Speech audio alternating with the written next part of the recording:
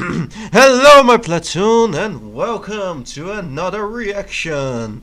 Today we are going to see Snow White, How to Destroy a Classic from Sydney Watson. Let's give it a like, subscribe, and let's start the video. A little bit of Portuguese, yes, there it is, my boy. Woo! Oh dear, I lost that bullet. Okay. It's a human. What did you think I was? Filthy, disgusting woman. I know, guys, it's scary, but she's a woman. Nothing. Ghost. Ghost? What? But she's not white as the snow, like her name suggests.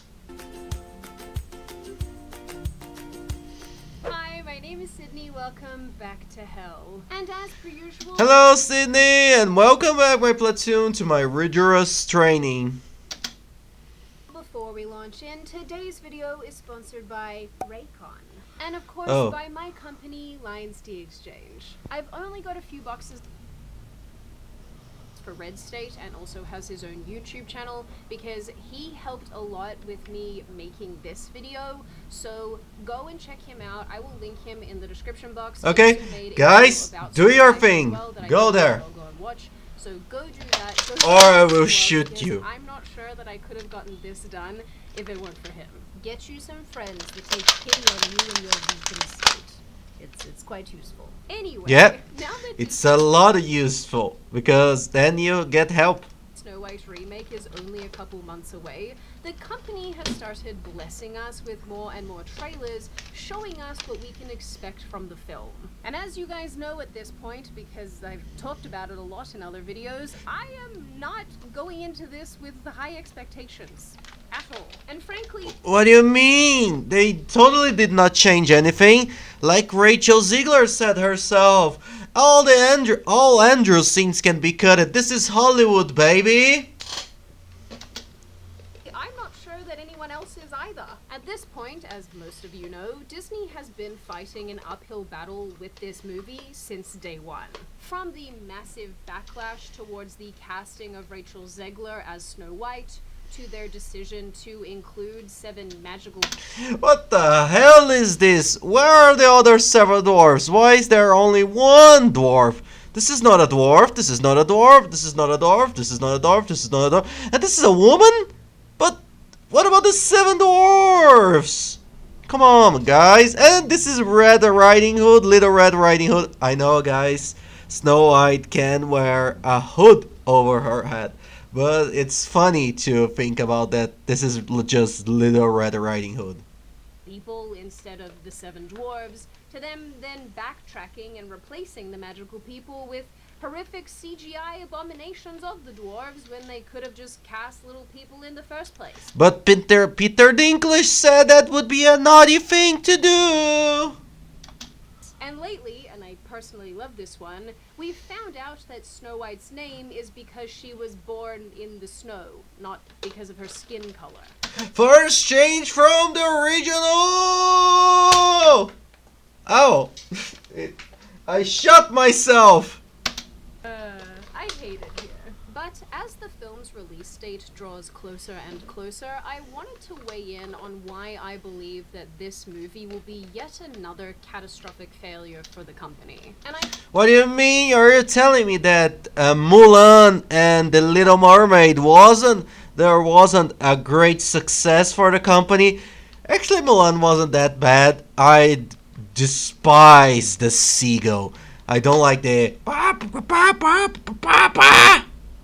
song. If you know what I'm talking about, you know that it's not a great song. But I did enjoy the rest of the Little Mermaid. And Mulan, I just hate it. I love the original. I don't like the reboot. I think it's important to highlight why this is extra sad, given that the 1937 Snow White, the original Snow White, is really the animation, the full-length animation, that put Disney on the map in this capacity. Snow White and the 7 Dwarves was the flagship animation for the Disney of old, and it's kind of crazy to see what the Disney of now is doing to it. Well, there there is a saying. Edmund Burke says, "Those who do not know their history are going to repeat it, are destined to repeat it." But in this case, they know their history and they are just shitting on it. So that's what we're going to talk about today. The incoming catastrophic failure that is going to be the 2025 Snow White film. And 1 second, guys. Alexa, ligar ar-condicionado. Yeah, guys, I have an Alexa, and she's connected to my air conditioning. And this is me speaking Portuguese. De nada. And in addition to all of my regular That was thank disclaimers, you. like this video not being exhaustive and whatnot, just know that I probably have missed things on account of having a sick brain. Not sick as in deranged, sick as in mucus. Don't worry, I'm also sick, guys. I had a patient that coughed on me. Well, actually, he did a lot more than coughing on me, and I got his disease. So yeah, I'm not the greatest of all. Listen, that's an important qualifier in 2025. Leave me alone. But as per usual, before you once again board my hell gondola and together we traverse this lake of disappointment and tears and why are they doing this, let's hear from today's sponsor, Raycon. Hey you, I bet you have ears and like listening to things. Like No, I don't have ears. ladies and I don't have ears. then click the link in the description or go to buyraycon.com. I'm going to shoot this gun every single time they change the narrative of the story. Yes, that is right. 15% off everything on Raycon's website when you go to buyraycon.com/Sydney Watson. Now, I Oof. actually made a video a little while ago discussing the insufferableness of modern Disney princesses, and in that video, I talked about the historical context surrounding the 1937 Snow White and the Seven Dwarfs film. And although I am always hesitant to go over old ground, I do think it's really important to reiterate some of those points so that you too can understand the context in which this Okay, so I don't need to explain anything. Thank you, Sydney. I can just watch and be lazy. Seven Dwarfs, which debuted in 1937, came at the tail end of the Great Depression, a period marked by severe economic hardship and widespread poverty following the 1929 stock market crash. And the little known fact that it was World War II. During this time, the role of women in society was evolving. As men were laid off in the thousands, women began to enter the workforce in greater numbers, often taking up jobs in laundries, hospitals, canneries, and so on. Also, because of World War II, 1955, 58, I don't remember. But also because of World War II, women had to do the jobs that men did. The general sense at the time was one of gloominess, except for Hollywood. Believe it or not, the film industry experienced tremendous success during the 1930s because it was able to give weary, impoverished audiences exactly what they craved: escapism. While other industries were faced with severe challenges at the time, American cinema achieved unprecedented levels of cultural impact. And this was due in part to studios prioritizing comedies, musicals. Wait, I'm talking bullshit, or wait a second.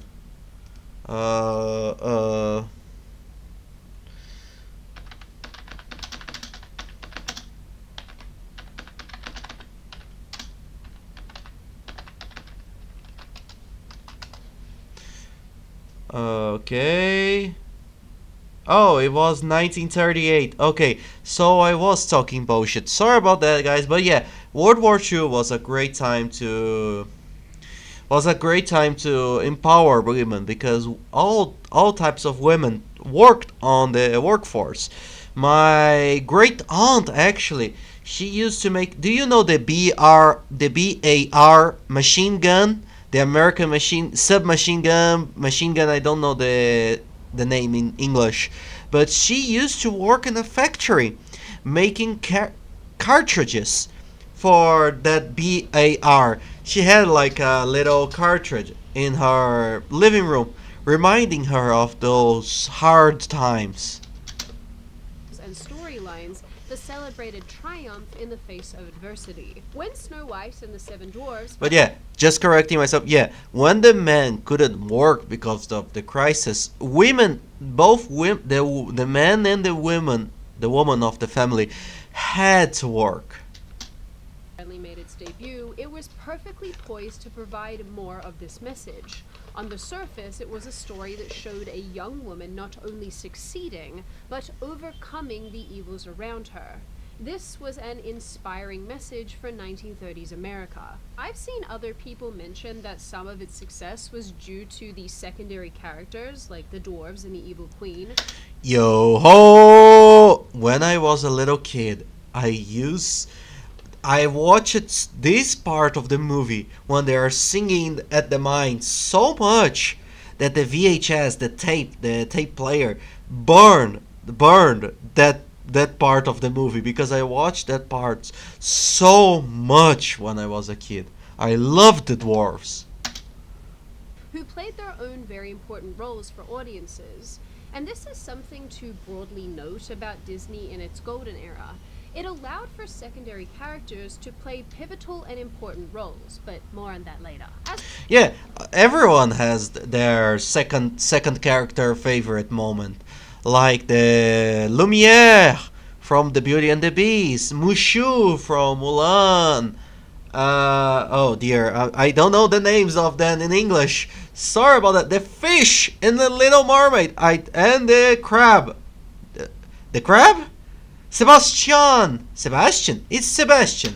As I mentioned in my last video, where I went into the history of 1937 Snow White herself has been viewed as embodying the spirit of 1930s American women, reflecting not just the era's aesthetic, but its resilience. To once again quote art historian Carmenita Higginbotham, Snow White, while not a revolutionary figure, still demonstrates a spirited character who leverages her skills and traits. Her story, rather than endorsing a domestic role for women, might be better interpreted as an ode to simpler, less troubled times. After all, if you are in fact a woman in 1930s America, just struggling to get by, why wouldn't you want a prince to come along and sweep you off your feet? And it's also very nice because she taught and cares for the dwarfs. In the original movie, they had a scene that she thought that dwarfs were children before meeting them, and she sees their home and says, "Oh no, I have to clean this," and you can see there's like a collaborative relationship because she's helping the dwarfs and the dwarfs are helping her, and it's a great story. It's not a timeless piece because it's a bad story and nobody can agree with it. And if you're a 1930s man without a job, struggling to feed his family and having to send his wife off to the canneries, wouldn't you want to be the man doing the sweeping? I think that we can Yes!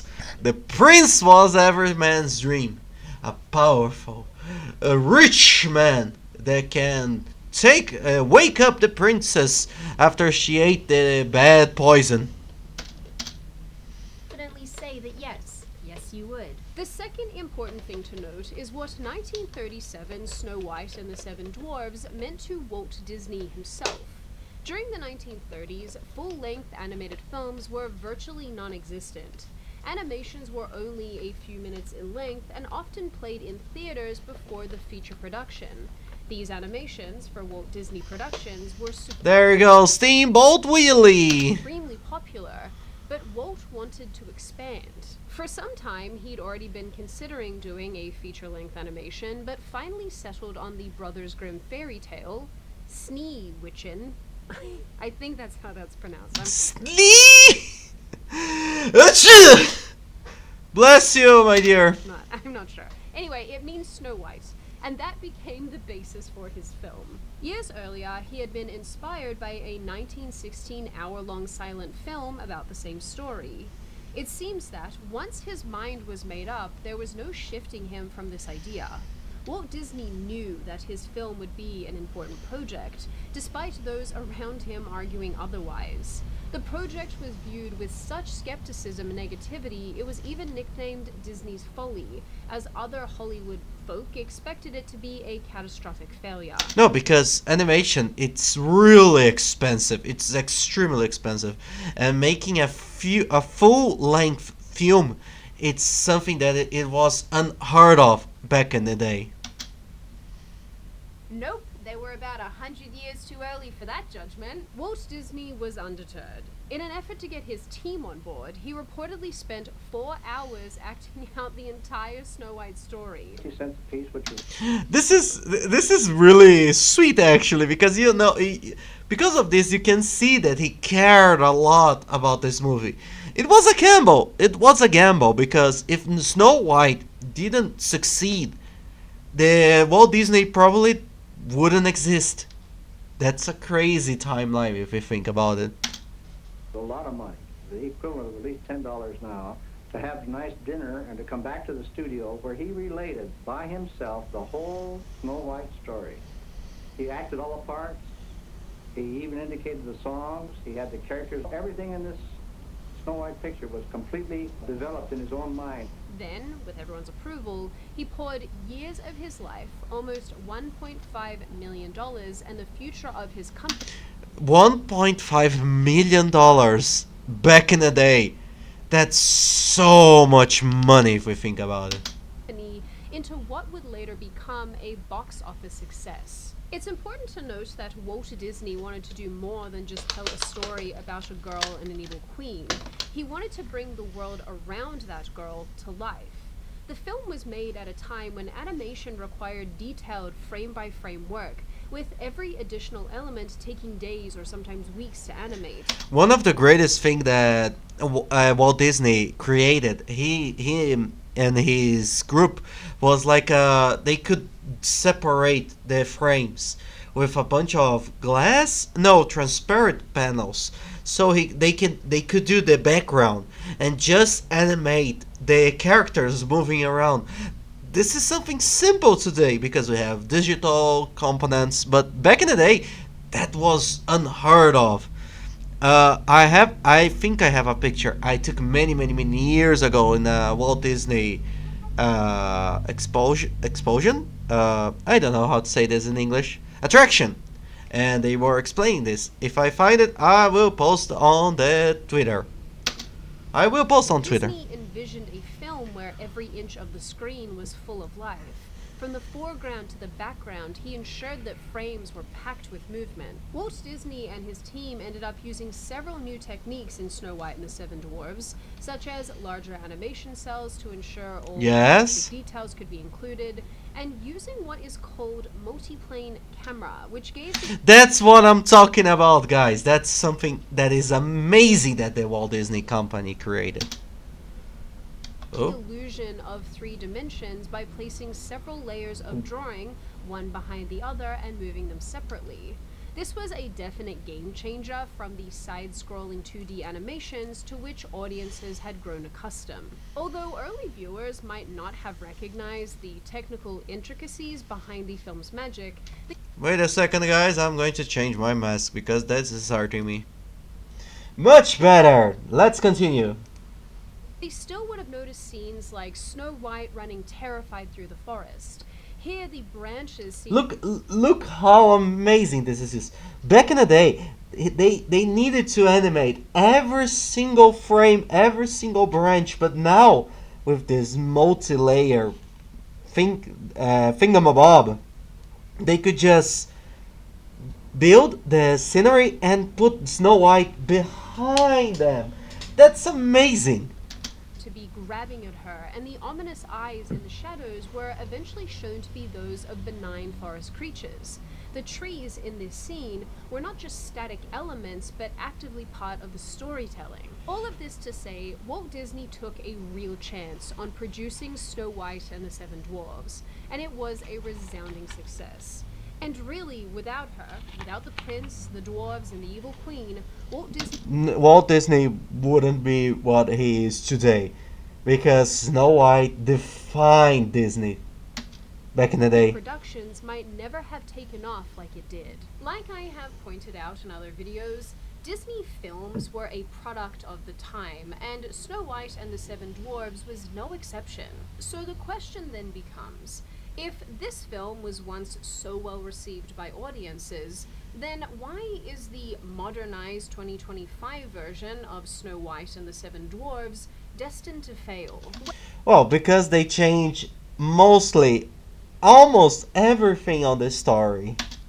Well, I think that there are a few reasons for that. The 1937 Snow White and the Seven Dwarfs was hugely anticipated by the public, while 2025 Snow White has been slated as a Oh, look at this dislikes. My juvenile. I wish I had the power to make people hate me that much.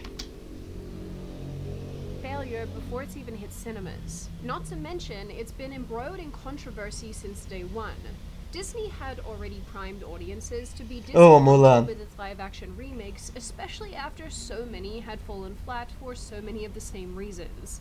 Weird CGI and honestly Oh, you're telling me that the Lion King wasn't live action? It was almost like an animation, but a more expensive animation because there wasn't anything real in the movie?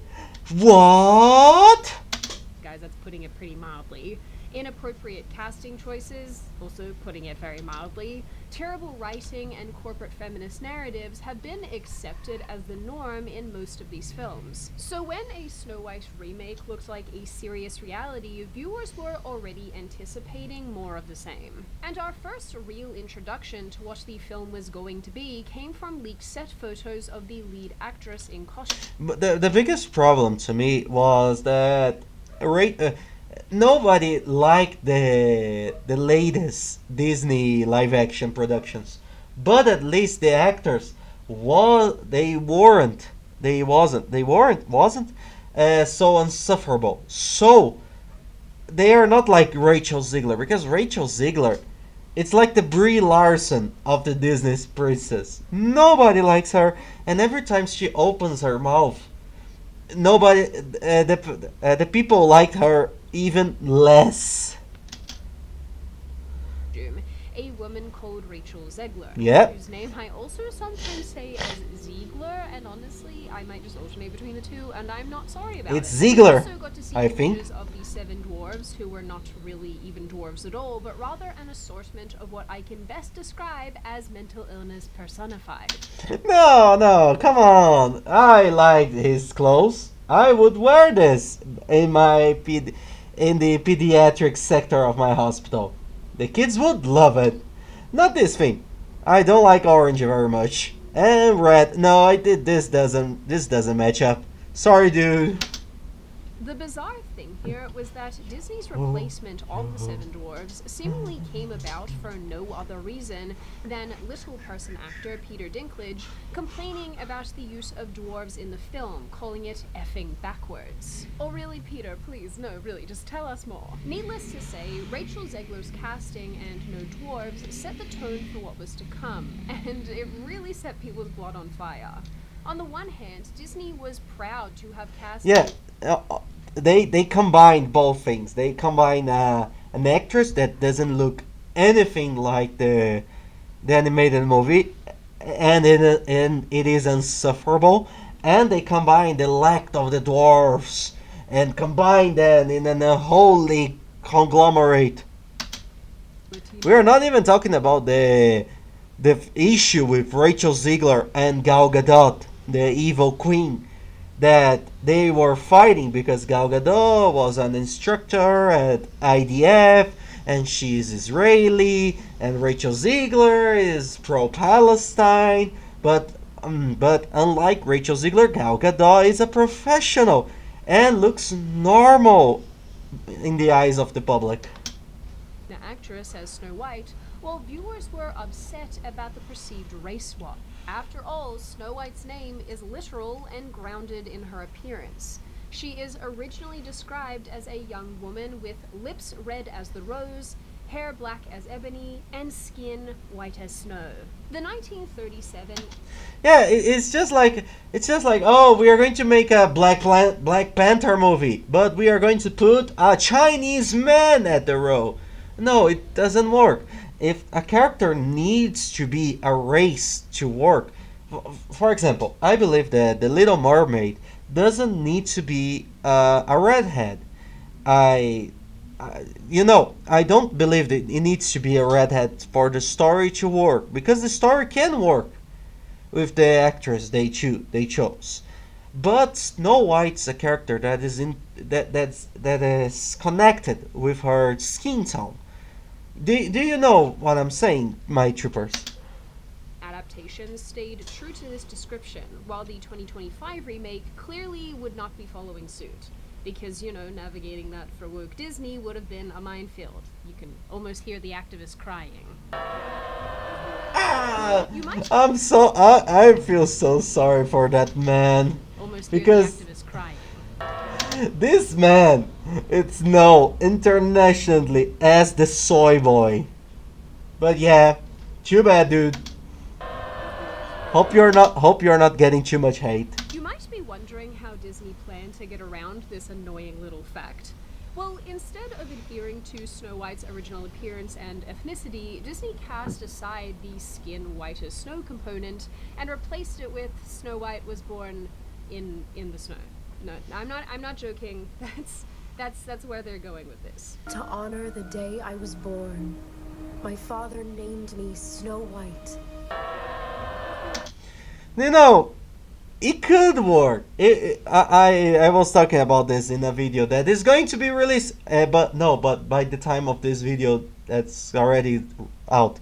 But in How to Train Your Dragon, they change everything from that story, and they change the main character. They change the female main character from Cabeluda, I don't know her name, sorry about that, guys, in English, to Astrid. But they changed everything in that story, but nobody cared because the movie was good. I believe the landscape changes how we perceive those movies. Nick Fury, for example, he was white in the comics, but now he's Samuel Jackson, and I believed he was a great character. I love Nick Fury from the comics, and I love Nick Fury from the movies. Heimdall from Thor. He was a white dude, but now he's a black dude. And I loved, I don't know the name of the actor. If you can tell me, please say in the comments below. But I love his portrayal of Heimdall. I believe he's one of the greatest characters, the best characters in Thor, in the Thor movies. But yeah, but the problem is, those were race swaps that work because of clever writing, clever characters. But today, you can always say that that a studio is just as great as his previous works. And every time Disney changes the race of a character, it never works out because the story is shit. They don't put too much effort, and they change a lot of stuff that the audience doesn't agree. But if you do a great story, literally nobody will care about the character. People will only think about, oh, how great this character is. This stuff is so dumb. Good lord. Yeah, it's extremely dumb. Almost everyone agrees the characters should and must resemble the original source material. Enough people do that this became an immediate issue. Like, no surprises there. And as an aside, while some of you might disagree with this, I think that Snow White being pale and fair-skinned is about more than appearance. The white, fair, pale thing is an allegory that ties into who she is. That's obviously a longer conversation for another day. And actually, now that I'm thinking about it, maybe the fairest in the land thing not only refers to the most beautiful, but also the most fair skin. I don't know, maybe I'm reaching there, just ignore me. Also, it's worth remembering that only a few years earlier, people learned Disney had race-swapped the red-headed Danish Little Mermaid in their upcoming live adaptation, and now we know how well Yeah, that I went already out. told So my at this point, my it was very place about clear that. what the company was prioritizing, and that wasn't staying true to its own source material. But inappropriate physical casting could have been where this issue ended, had it not been for the fact that Rachel Zegler herself Is a nuclear bomb. Oh, we are going to delete all the Andrew scenes. Oh, I am scared of this movie. I was scared of this movie. Oh, this is a dated movie. We need to change the movie. Nobody wants to hear that. We love Snow White, and we want to see Snow White, but told in a different way, but it's in a at the same time a same way as before. Turned out to be an enormous public liability. Yeah. Several widely circulated clips. Weird, weird, weird. Zegler saying she didn't like or watch the original film, called The Prince a Stalker. Yes. Joked that they would cut all of his scenes from the Yeah. radio. Snow White basically don't need no man. For a lot of people, me included, it was bizarre to watch one of Disney's actresses go on basically a national press tour where she publicly attacked the company's legacy work. The very work that Walt Disney built the foundation of his empire on. Look how amazing this is. They put the frame of Snow White and the little critters on top of the trees and the forest. This is such a great technique. And put the company on the map. Of course, her comments were not well received. Are we surprised? No, not really. And instead of appealing to existing fans and potential new viewers, Zegler instead crystallized herself as a problem. Since then, she has only continued to dig her own grave, doubling down by calling those critical of her casting racist and misogynistic. Oh, that's the classic move. She's even recently made disparaging comments about Trump supporters that Ooh. she eventually had to walk back. But bear in mind that Zegler's unpleasant commentary doesn't exist. Wait, what the heck was that? Rachel Ziegler apologizes for anti-Trump comments after backlash. I let my emotions get the best of me. Dear, you are an actress. I am a starting YouTuber, as I like to call myself. But you need to keep your opinion. As an actress, your job is to lie to me. As a YouTuber, it's a different thing. I will always try to be honest with you guys, only if the truth is a little bit disgusting. To walk back. Even, Bear in mind that sorry. Zegler's unpleasant commentary doesn't exist in a vacuum. It's representative of where Disney is at as a company and the incoming girl bossification of the Snow White film. One of the biggest issues that I have with Disney's princess remakes is in order to save these characters from the perceived damsel in distress trope, it inevitably forces them into an equally limiting girl boss trope. In an attempt to modernize its princesses and show them... No, totally.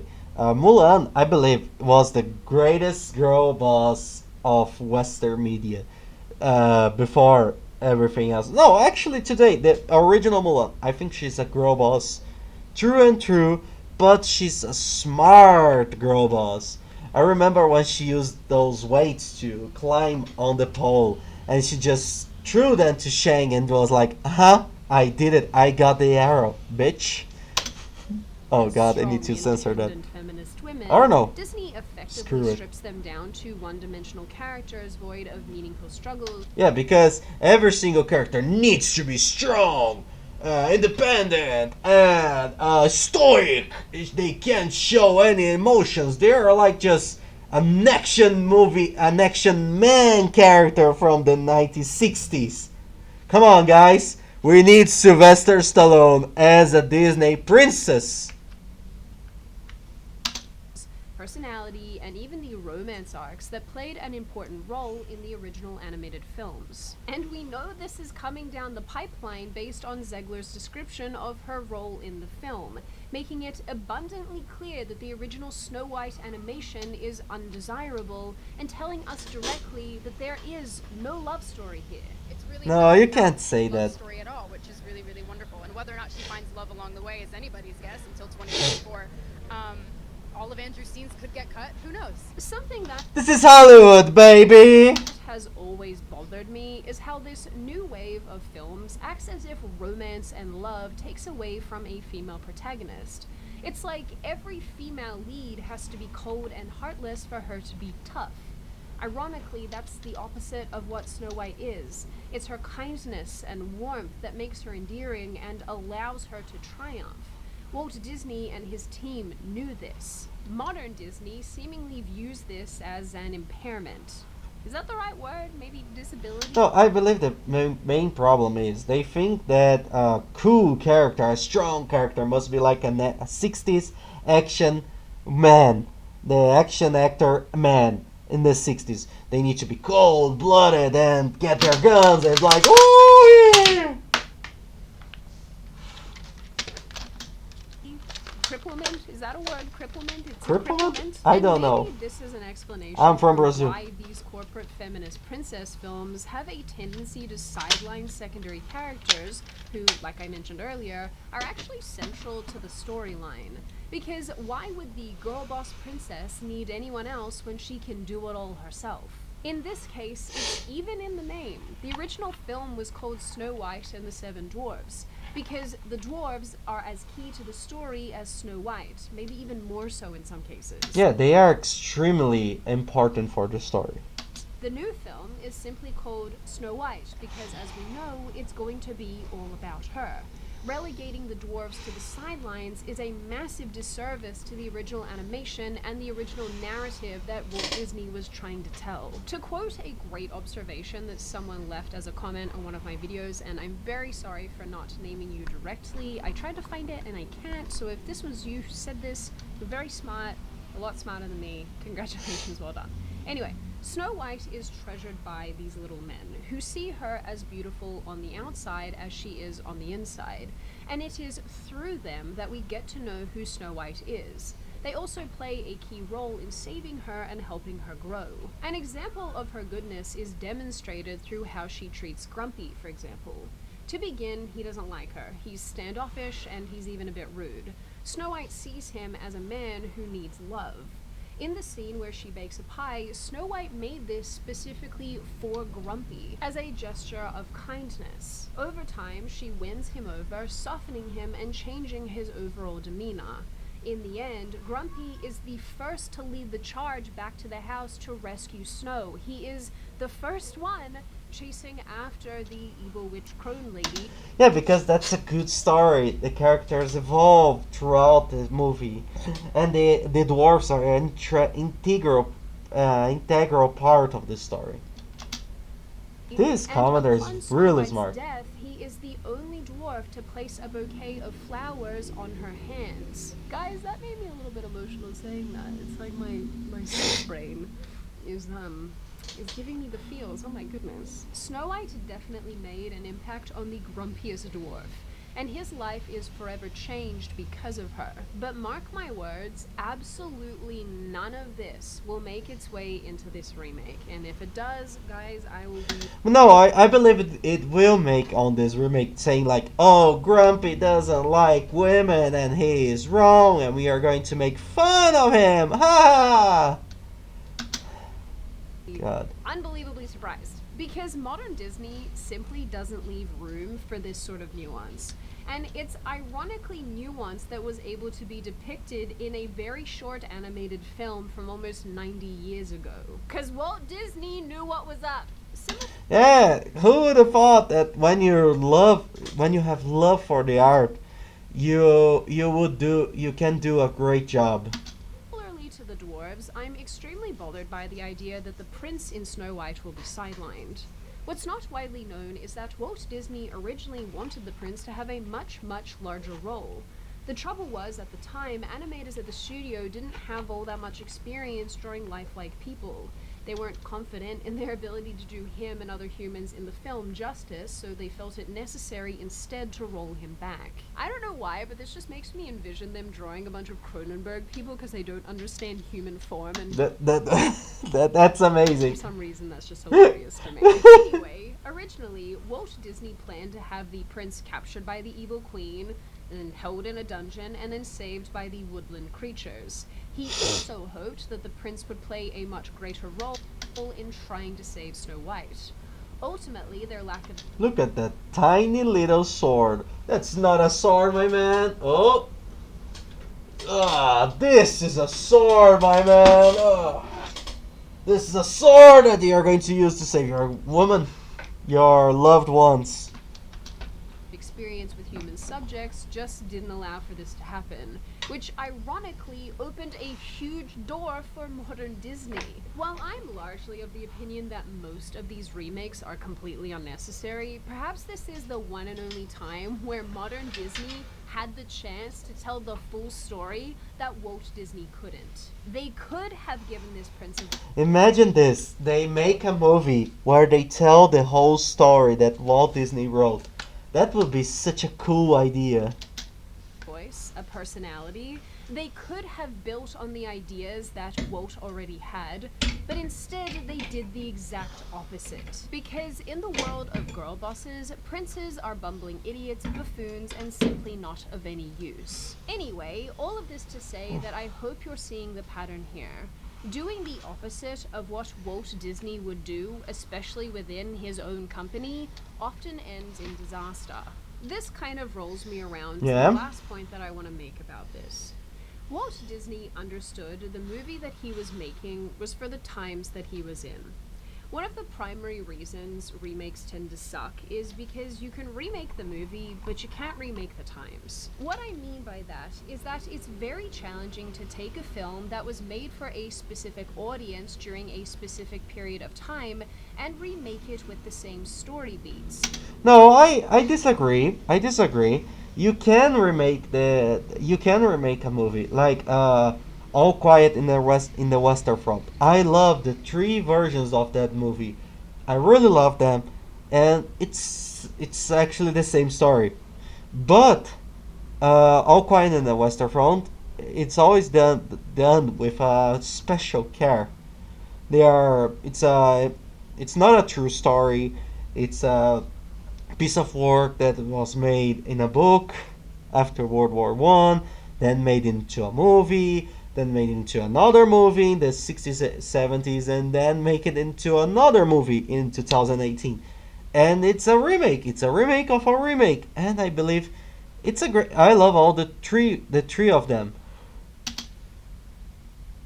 They don't ring as true because we're effectively focusing in on the story needs of the time and not the story needs of today. Of course, there can be age-old messages that will apply no matter when a story is being told, and Yes. thankfully most Disney classics are full of these, but even I can admit that there is a time and place for modernizing a film, but it really has to be done correctly. One thing we can credit Disney of old with is its ability to create new films that met the expectations and the needs of the audience at the time.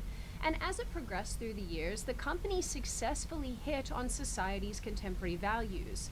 But back then, the changes weren't heavy-handed or advertised like they are today, meaning people were able to enjoy the company's creations without being acutely aware that they were being force-fed an agenda. Some might call this subversive, and maybe it is, but it was clearly successful. Disney No, and other thing. Back in the day, they politics were always in movies, video games, comics, and books.